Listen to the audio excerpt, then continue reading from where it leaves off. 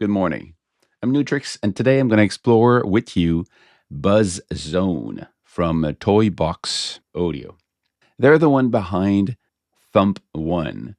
If you compare it to Thump One, you see that they're sharing the same UI. There's a difference between the two, of course. Thump One is more of a synthesizer for kick and bass. So the option of synthesis is specific for more of percussion sounds and hitting sound. And there's a layer. So you've got your synthesis part, and then you've got your layer part that plays on top. But today we're not going to talk about Thump. We're going to talk about Buzz Zone. Buzz Zone is a two-layer synth. You have the synthesis part here, and you have the sample part here. So you can click at the bottom and just select what you want. And just look at this. This is load wavetable file, open wavetable folder, reveal wavetable, clear wavetable. All of these are surprisingly wavetables. No, it's not a surprise. It's obvious that this is what it is. You can bring your own stuff in it if you want to. So that's really interesting. And there's a lot. And most of them are from existing device, like the Pro One here, scanner, Bathroom, Bossman, Chimp. There's just like weird stuff you can get out of it, which is also really cool. You got 303 sound, you got basic analog, wave, digisynth, drum, FM, phase distortion. There's a huge amount of wavetable to start from. And then you've got the FM ones, noise, you've got organ sounds, you got phase distortion, you got piano sounds, you got real, so flute, cello, jazz, guitar, and all that stuff. So more acoustic instruments if you want. And then you got the vocals, which can be weird or realistic. So we'll listen to some of them, but that's just as a run through. You have this.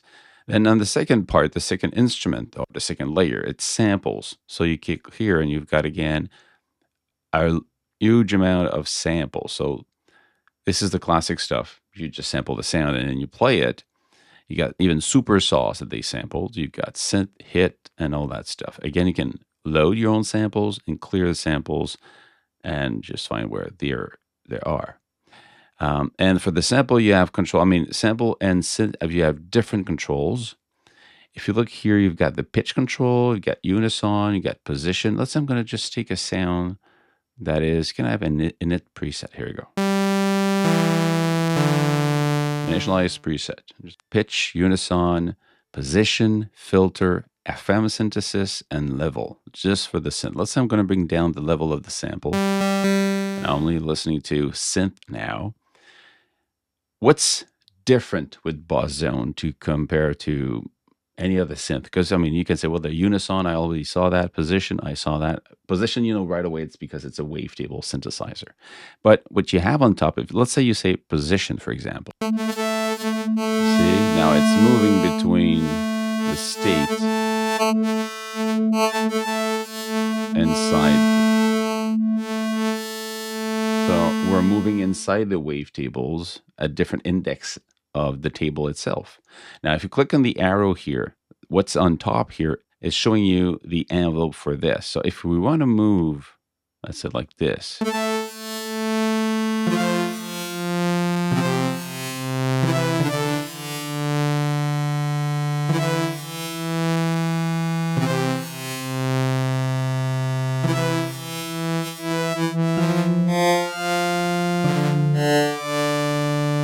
And we could have,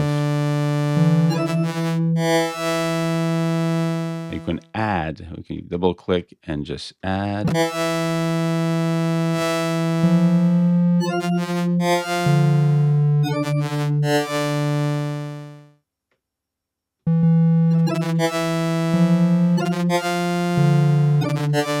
Now I'm really just playing the wavetable. There's nothing else really playing here. And I only have one. So already the complexity of the sound is interesting because you're moving inside the position. And if you say, well, I want to change the wavetable, I just click basic wave, choose another one, digisynth. I want it to be softer. Maybe it's too much. Maybe I just want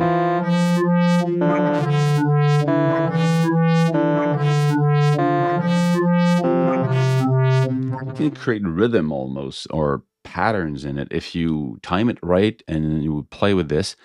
In that logic, I would love to see in this a grid here, you know, and somewhat of a way to draw the, draw or snap these little dots on the tempo grid.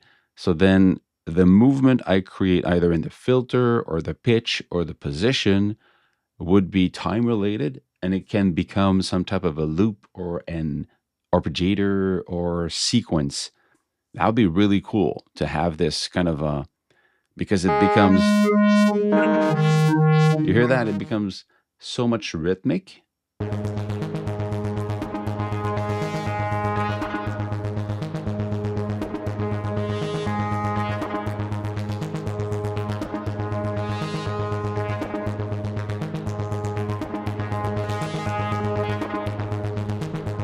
Oh, this is cool. It can change the speed here. That's what it is.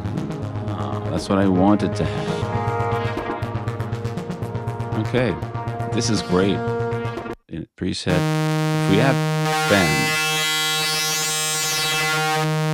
so FM synthesis, let's say we start with a lot of FM and rapidly, we're going to go, whoops, we're going to go.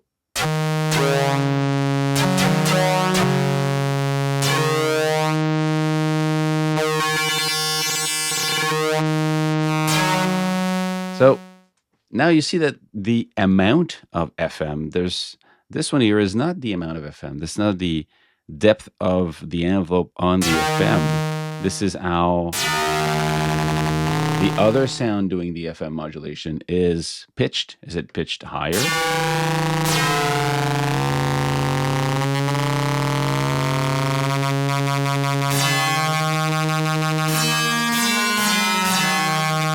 If you want the FM effect to be less obvious or less deep, you have to move down.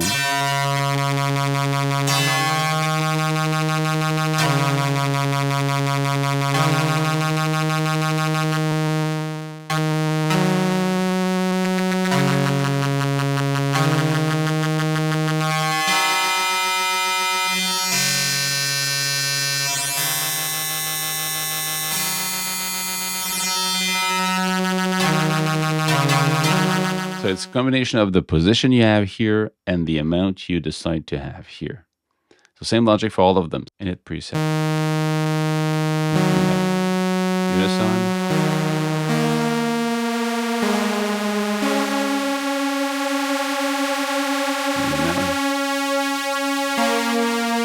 So unison, you bring more of the same sound playing.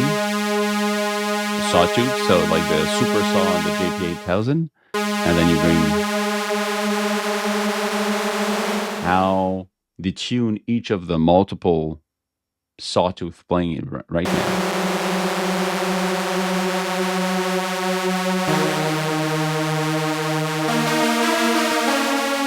Now, if you say, well, I want to control the attack, decay, sustain, release for the whole thing, then here you have the release, the global release. Then the attack, decay, well, it's all on this envelope you have here, and you have a little arrow that just loops basically. So what's going to be doing is this going to be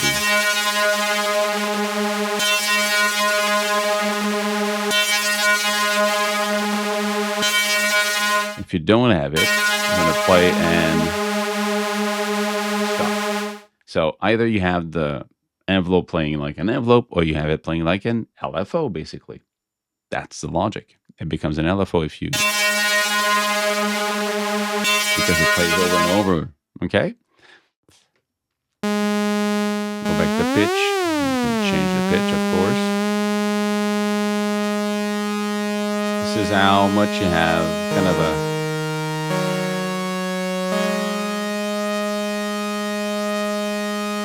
fifth, third minor.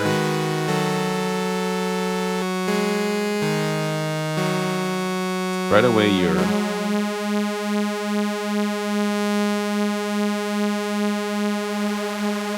have double unison if you want in this case. So you have a lot of controls by clicking here. You want a sub. Well, this is going to be the sub you add. Okay, so again, this kind of hidden features here that you don't see by looking at it right away. You got FM, AM, ring modulation, like FM itself.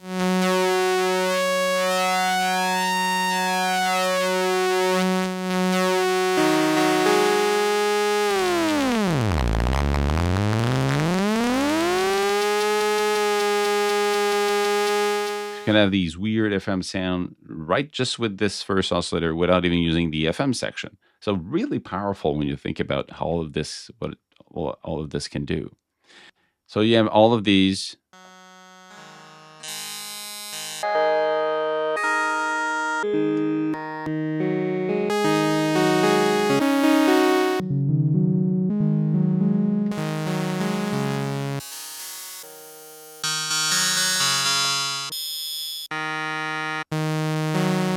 So this is a really simple to use when you look at how it works. And it also works for the iOS and the iPad, and it's meant to be touched. I mean, the screen itself, everything here, you double tap and then you move it. I have it on the Mac and on the iPad, and that's, for me, it's a big plus today because I run with ZenBeats, which is a multi-platform sequencer from Roland. And I create on the iPhone sometime in the car waiting for somebody. I play with it and I tweak my song. I save it online. I work on my iPad when it's more in the environment that I'm moving around.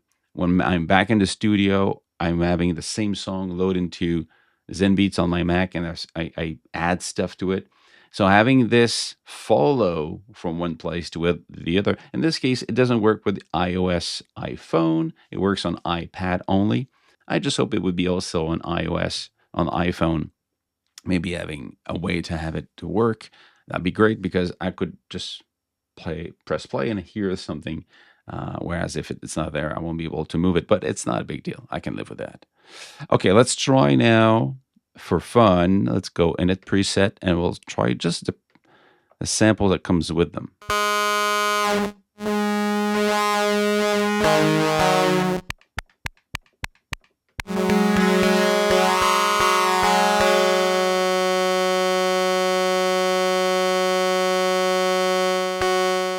Filter, you got low pass, band pass, high pass, resonant, vowel, multi-notch, comb filtering, crusher, frequency shifter, ring modulation, chorus, and vocoder. So it's just huge amount of stuff you have here. But here I'm don't understand what this is about. Kind of a wave shifter.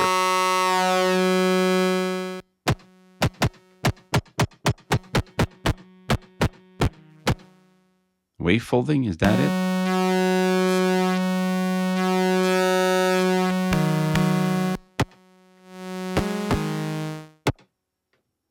Say we're going to take something that is more basic wave. And these are nice and sounding rich.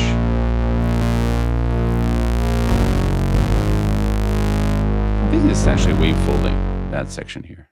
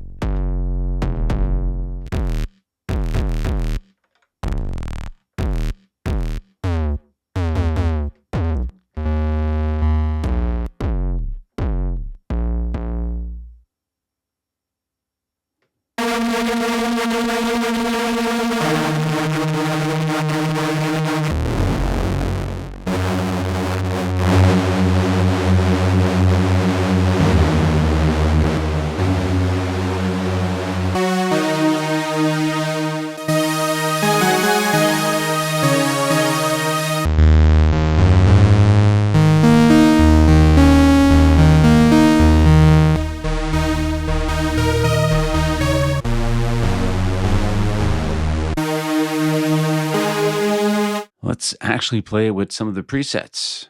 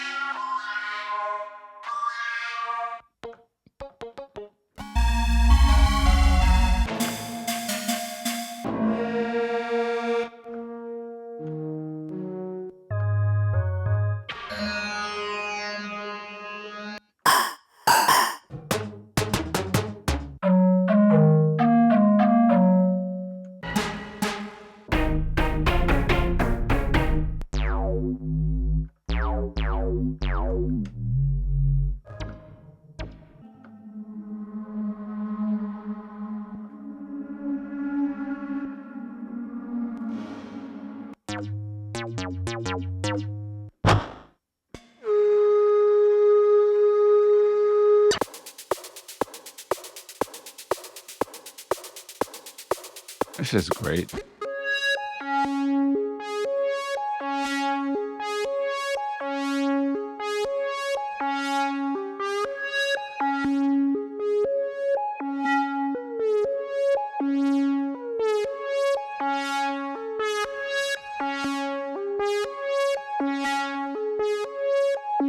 I like this interface. I find it interesting. The only thing I wish I had more is the option to have these with a grid lock or a snap to grid. And then when I'm in pitch, if I could know the pitch value here, let's say plus 12, minus 5, and same logic for everything else, if the value here could be more quick for me to understand instead of just going by ear, which is not bad per se, but I find really this. I personally really love the loop part and the option of having this becoming more of a sequence type of thing. I'm going to have fun with this. Toybox Audio, just amazing job, man. Keep it up. Stay safe, make music, and see you soon. Cheers.